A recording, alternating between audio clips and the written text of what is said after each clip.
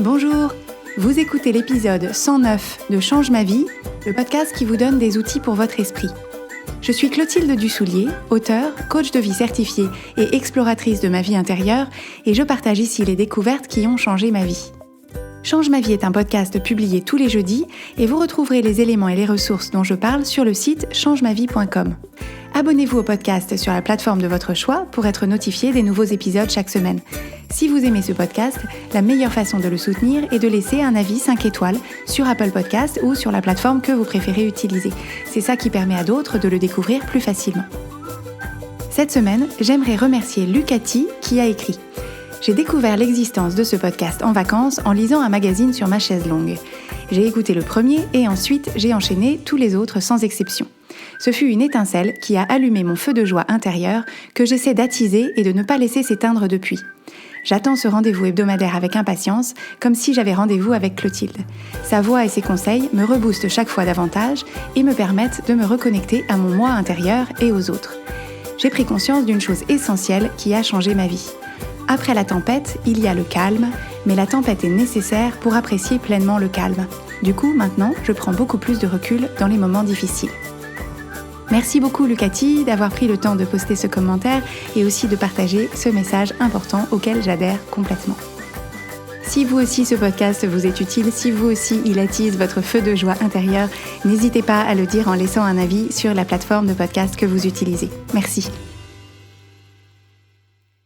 Notre épisode de cette semaine s'appelle « Comment alléger sa to-do list ?»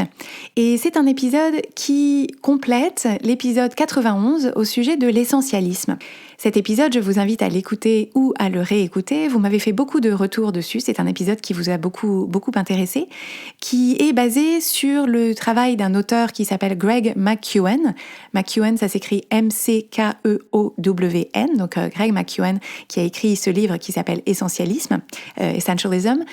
Et le principe de l'essentialisme, c'est de considérer que le temps est une ressource finie et non renouvelable et que le meilleur usage qu'on puisse faire de cette ressource finie et non renouvelable, c'est de l'utiliser non pas pour ce qui est important, non pas pour ce qui serait bien dans l'absolu ou utile ou ce que les gens pensent qu'il faudrait qu'on fasse avec notre temps, mais bien d'utiliser notre temps pour ce qui est vraiment essentiel pour nous.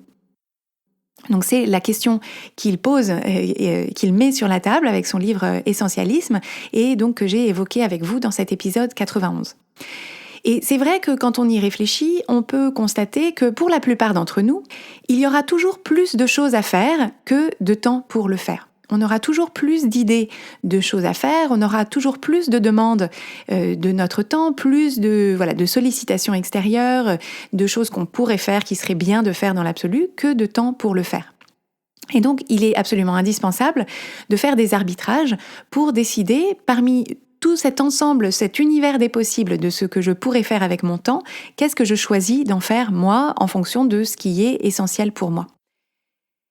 Cette idée de gestion du temps est vraiment passionnante pour moi, donc je lis beaucoup là-dessus, j'y réfléchis et ce sont des notions sur lesquelles je travaille en profondeur avec les personnes que j'accompagne dans mon programme de coaching. Donc on met en place des outils qui permettent d'éclaircir notre rapport au temps, comment est-ce qu'on le vit, comment est-ce qu'on le gère, comment est-ce qu'on l'habite, comment est-ce qu'on l'optimise.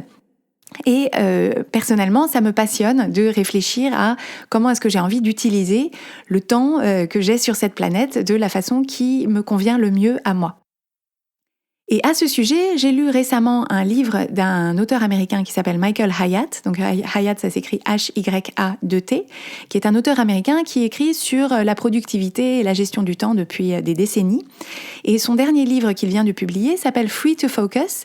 Et donc si vous ne connaissez pas le travail de Michael Hyatt, ce dernier livre, qui à ma connaissance n'est pas encore traduit en français, est un très bon point d'entrée parce que je l'ai trouvé vraiment concis, précis et complet en même temps. Donc si vous cherchez un livre à lire sur la gestion du temps et comment est-ce qu'on fait pour le mettre à profit de la meilleure des façons, c'est un très bon titre à ajouter à votre bibliothèque. Et un des outils que Michael Hyatt présente dans ce livre, qui est un outil qu'il utilise lui-même avec ses clients depuis assez longtemps. C'est un outil que j'ai envie de vous présenter aujourd'hui qui s'appelle, donc lui en anglais il appelle ça The Freedom Compass, donc ce qui peut se traduire par la boussole de la liberté, qui reflète en fait ce que Michael Hyatt met en filigrane derrière la notion de productivité, que je trouve vraiment importante. C'est qu'en fait lui il explique que l'idée de productivité dans nos vies humaines n'est pas la productivité pour la productivité. C'est-à-dire qu'il ne s'agit pas d'être productif pour produire plus dans le but de produire plus. C'est pas d'être efficace pour pouvoir être plus efficace, pour pouvoir être plus efficace, pour pouvoir être plus efficace. C'est pas ça qu'il propose. Ce qu'il propose, c'est d'aménager son temps et d'aménager son efficacité dans le temps qu'on prend à faire les choses. Non pas pour faire plus dans l'absolu, mais pour pouvoir créer de la liberté, puisque si on maîtrise l'usage de notre temps, ça veut dire qu'on l'aménage d'une façon qui est plus intentionnelle et que ça nous donne la liberté de l'aménager pour refléter la vie qu'on a envie de vivre et le temps qu'on a envie de passer aux différentes activités qu'on a envie dont on a envie d'occuper son temps.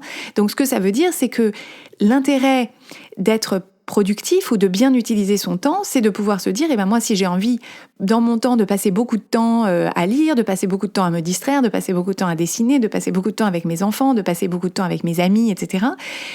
C'est au moment où je me propose d'accomplir des tâches précises qu'il faut que j'accomplisse ces tâches précises de la façon la plus efficace et la plus productive possible pour pouvoir me dégager du temps pour faire autre chose au moment où je le choisis. Et c'est dans cet esprit que Michael Hyatt propose cet outil que je vous présente aujourd'hui, qu'il appelle la boussole de la liberté.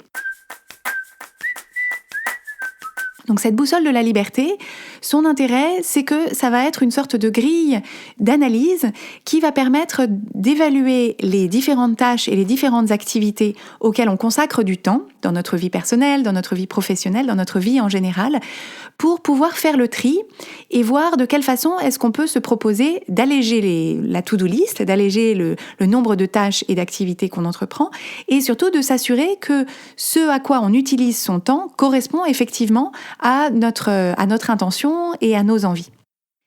Donc pour vous imaginer cette boussole de la liberté, vous allez vous imaginer une feuille A4 mise horizontalement et verticalement au milieu, vous allez tracer un trait et ce trait, ça va être l'axe de la passion. Vous allez tracer un autre trait horizontal, celui-ci, au milieu de la feuille, et ça, c'est l'axe de la compétence. Donc vous voyez que vous avez une feuille A4 horizontale que vous avez divisée en 4 cadrans, selon un axe vertical qui est celui de la passion et selon un axe horizontal qui est celui de la compétence.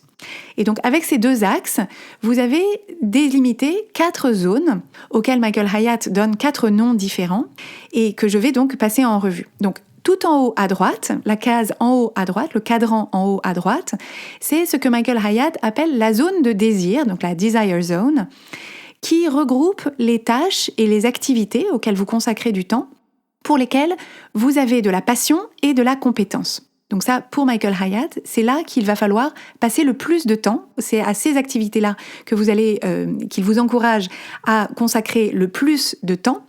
Ce sont donc les activités que vous aimez faire, qui vous animent, qui vous passionnent même, et pour lesquelles vous avez des compétences. Donc vous êtes bon, vous avez du talent, c'est vraiment quelque chose que vous savez faire, que vous savez bien faire, et qu'en plus vous faites avec passion. Donc ça, c'est le scénario idéal. Tout le temps que vous pouvez passer dans cette zone de désir, ce sont vraiment les choses, c'est à ce moment-là que vous faites des choses qui sont essentielles pour vous, c'est le meilleur usage de votre temps. En contrebas de ce cadran, donc le cadran en bas à droite, c'est ce que Michael Hyatt appelle la zone de désintérêt, donc la disinterest zone, qui sont les tâches et les activités pour lesquelles vous avez des compétences, donc vous savez les faire et vous les faites bien, mais par contre, ça ne vous intéresse pas, ça ne vous anime pas et vous n'avez pas de passion particulière pour ces tâches-là. Donc ça, c'est, vous voyez, une autre catégorie d'activités et de tâches que vous réalisez correctement, en termes de qualité, la qualité est là, vous le faites bien, mais par contre, ça ne vous anime pas. Et donc ça, c'est en quelque sorte la deuxième zone en termes de classement ou de priorité, si vous voulez, où là, ça va être moins intéressant d'y passer du temps. C'est quand même du bon travail que vous faites, mais par contre, on voit que ça ne vous anime pas, et donc idéalement, c'est pas forcément là qu'il faut passer le plus de temps. Si vous retournez en haut de la feuille, mais cette fois à gauche, vous allez trouver ce que Michael Hyatt appelle la zone de distraction, qui sont donc les activités pour lesquelles vous avez de la passion, ça vous intéresse, ça vous anime, vous avez envie de faire ces activités, d'accomplir ces tâches, mais par contre, vous n'avez pas de compétences particulières. C'est-à-dire, soit vous n'êtes pas très compétent, soit vous n'êtes même carrément pas du tout compétent, donc vous n'avez ni talent, ni aptitude, ni qualification particulière. Et donc ça, c'est ce que Michael Hyatt appelle la zone de distraction, dans le sens où souvent, ce sont des activités qu'on a envie de faire, mais où en réalité, le résultat est pas génial. Donc, Michael Hyatt suggère de ne pas passer de ne pas passer plus de temps que strictement nécessaire dans cette zone, dans le sens où il estime que ça vous distrait et que ça vous retire du temps par rapport à votre zone de désir. Ce que j'ajouterais, donc l'ajustement que moi je vous propose de faire à cette idée, c'est dans l'esprit de l'épisode qu'on a fait sur apprendre toute sa vie, qui consiste à dire qu'il peut y avoir dans cette zone de distraction des activités ou des tâches pour lesquelles vous avez de la passion, ça vous intéresse, vous avez très envie de les faire et vous n'avez pas les compétences, mais en fait vous ne les avez pas encore. Et donc, si vous ne passez pas du tout de temps dans votre zone de distraction, vous allez vous en tenir aux compétences que vous avez. Donc, vous allez être de plus en plus compétent sur les choses que vous savez déjà faire, certes, mais si vous voulez vous proposer de monter en compétence sur des choses que vous ne savez pas encore faire, mais que vous avez envie de faire, ces activités-là se trouvent dans ce que Michael Hyatt appelle la zone de distraction. Donc, moi, je vous encouragerais à passer quand même du temps pour pouvoir, parce qu'il faut être d'accord pour faire des choses pour lesquelles on n'est pas compétent avant de monter en compétence. Donc, cette zone de distraction en haut à gauche de la feuille, et tout en bas à gauche de la feuille, donc le cadran inférieur gauche, c'est ce que Michael Hyatt appelle la zone de corvée, donc la drudgery zone, qui sont toutes les tâches et les activités pour lesquelles vous n'avez pas de compétences et pour lesquelles vous n'avez pas non plus de passion. Donc ça, c'est la dernière catégorie dans laquelle vraiment on ne voit absolument pas l'intérêt d'y passer du temps parce que vous n'aimez pas ça et en plus ce que vous faites, c'est pas génial. Alors souvent, c'est quand même lié, c'est-à-dire que si vous n'avez pas de passion, effectivement, vous n'aurez probablement pas développé les compétences. Cette grille en 4 zones, son intérêt, c'est de se proposer de l'appliquer aux activités et aux tâches auxquelles on consacre du temps au quotidien, donc dans notre vie personnelle, dans notre vie familiale, dans notre vie professionnelle, pour pouvoir essayer d'évaluer et de faire le tri dans notre to-do list pour chacune des tâches, chacune des activités, se poser la question, dans quelle zone est-ce que cette activité ou cette tâche se trouve ? Est-ce que c'est dans ma zone de désir ? Et donc à ce moment-là, c'est super, je vais garder ça sur ma to-do list. Ou est-ce que c'est dans l'une des 3 autres zones ? Et à ce moment-là, on peut se poser la question, est-ce que j'ai envie de garder ces activités-là sur ma to-do list ? Le but du jeu, le but ultime, ce serait d'utiliser 100% de son temps ou proche de 100% de son temps dans cette zone de désir, donc des activités et des tâches pour lesquelles on a de la passion et de la compétence. Alors, c'est bien sûr un processus, si c'est ça auquel vous aspirez, l'idée c'est que ça ne va pas se faire en 24 heures, mais vous pouvez vous proposer de tendre au maximum vers ça, c'est-à-dire de vous interroger sur toutes les tâches qui sont dans votre zone de désintérêt, dans votre zone de distraction ou carrément dans votre zone de corvée, et de vous dire qu'est-ce que je pourrais mettre en place, qu'est-ce que je pourrais changer dans mon organisation, dans mon état d'esprit, dans ma vie, pour que je passe moins de temps dans ces zones-là et à terme peut-être plus de temps du tout. Et les solutions que propose Michael Hyatt pour aller dans ce sens-là, c'est pour chacune de ces tâches ou de ces activités qui sont dans votre zone de désintérêt, de distraction ou de corvée, de vous poser 3 questions assez simples, mais qui vont vous faire réfléchir vraiment activement à ces activités. La première question, c'est est-ce que cette tâche peut carrément être éliminée ? Est-ce que cette tâche peut être carrément supprimée de ma to-do list ? Et qu'est-ce qui se passe si effectivement je la supprime ? Et donc ça, c'est vraiment intéressant de se poser la question parce que souvent, au moment où on ajoute quelque chose sur sa to-do list, c'est qu'on a pensé au moment où on l'a ajouté que c'était important pour une raison ou pour une autre, que ça méritait sa place sur sa to-do list. Cette question de se dire est-ce que je ne peux pas juste l'éliminer, c'est vraiment important de se la poser parce que on va souvent avoir une grande résistance et on va se dire non mais c'est là donc il faut que je le fasse et si je l'ai mise là c'est pour une raison. Mais c'est vraiment intéressant de se poser la question des vraies raisons pour lesquelles on les a mises et qu'est-ce qui se passe concrètement si j'arrête de faire ça ? Qu'est-ce qui se passe concrètement si cette tâche je l'élimine carrément ? Donc ça, on peut faire le test et on peut se poser la question de se dire de quoi est-ce que j'ai peur, qu'est-ce qui risque de se passer si je supprime cette tâche de ma to-do list. On peut faire, on peut faire le test et voir ce qui se passe. Donc première possibilité, j'élimine carrément. Deuxième possibilité, comment est-ce que je peux automatiser cette tâche? Donc il y a un certain nombre de tâches qu'on fait de façon répétitive dans notre vie personnelle ou dans notre vie professionnelle.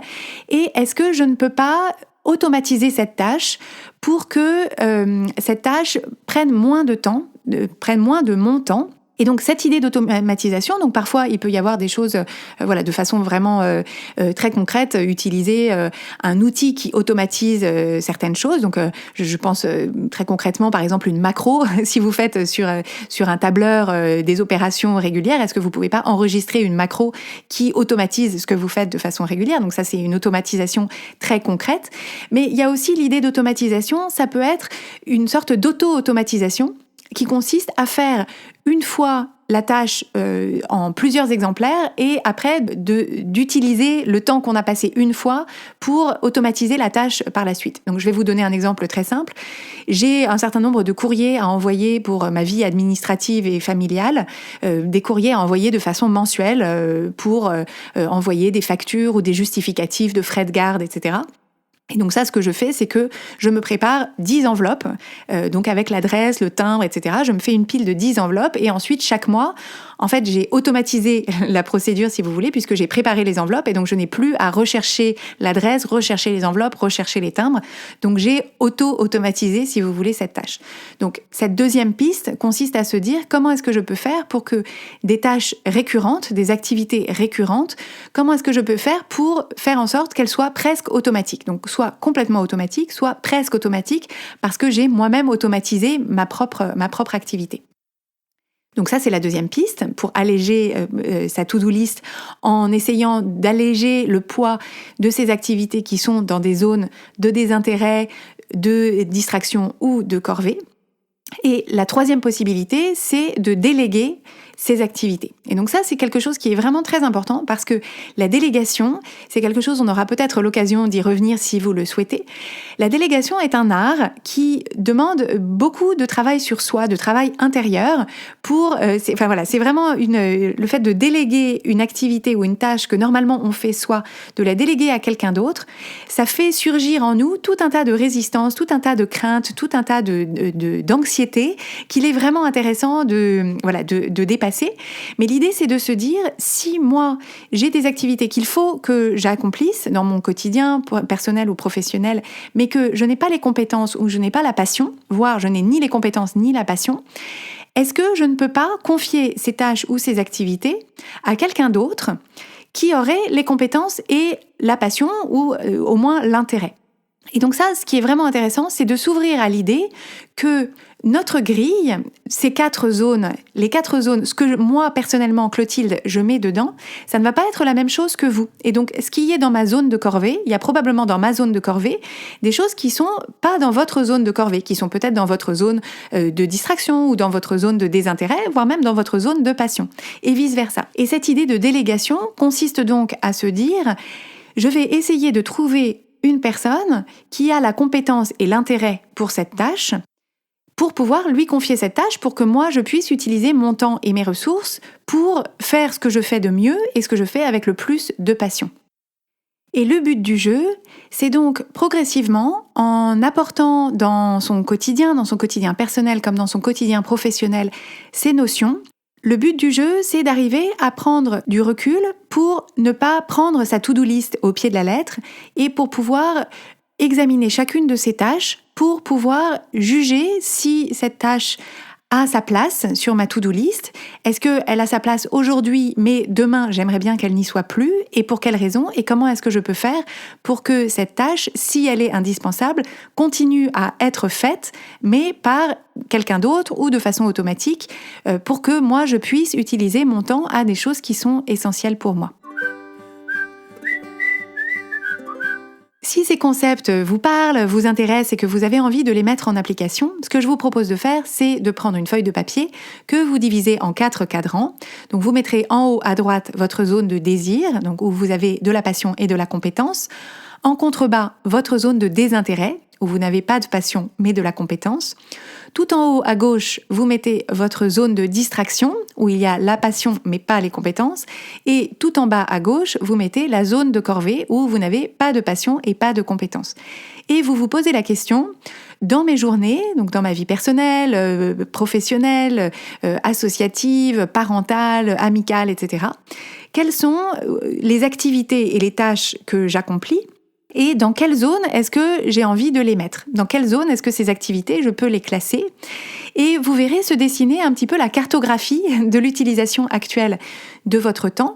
Et l'étape suivante, ce sera d'examiner parmi les activités qui sont dans toutes les zones autres que votre zone de désir, comment est-ce que vous pouvez vous proposer soit d'éliminer, soit d'automatiser, soit de déléguer certaines de ces tâches. Encore une fois, ce ne sont pas des changements que vous allez faire en un jour, mais le but du jeu, c'est de lancer cette réflexion pour vous ouvrir à cette idée de choix et surtout vous mettre en action pour ne pas être finalement victime de votre to-do list, mais pouvoir vous dire, ma to-do list, elle est telle qu'elle est, mais j'ai des outils pour l'alléger petit à petit, pour mettre en place des solutions, mettre en place des stratégies pour pouvoir utiliser mon temps de la façon la plus intentionnelle possible et l'utiliser pour les choses qui me plaisent le plus et pour lesquelles j'ai le plus de compétences.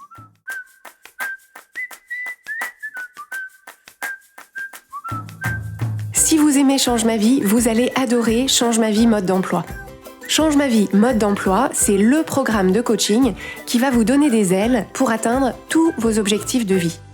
Grâce à notre méthodologie unique, nous allons vous guider pas à pas pour développer la vision riche et vivante de ce que vous voulez. Nous allons vous aider à trouver la clarté sur la façon la plus simple et la plus directe de l'obtenir, et nous allons vous apprendre à soutenir votre élan tout du long en surmontant les obstacles avec confiance pour vous sentir avancer tous les jours vers la vie à laquelle vous aspirez. Si vous écoutez Change ma vie, c'est que vous savez que vous avez une vie extraordinaire à vivre. Une vie qui a du sens et un impact, et c'est notre mission et notre passion de vous y aider. Je vous donne donc rendez-vous dès aujourd'hui sur changemavie.com/coaching pour avoir toutes les informations.